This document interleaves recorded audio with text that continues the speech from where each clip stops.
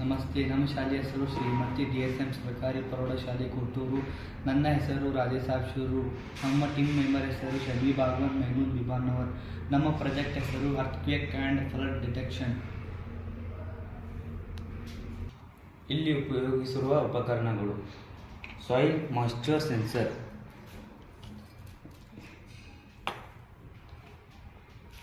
Arduino MPU 6050.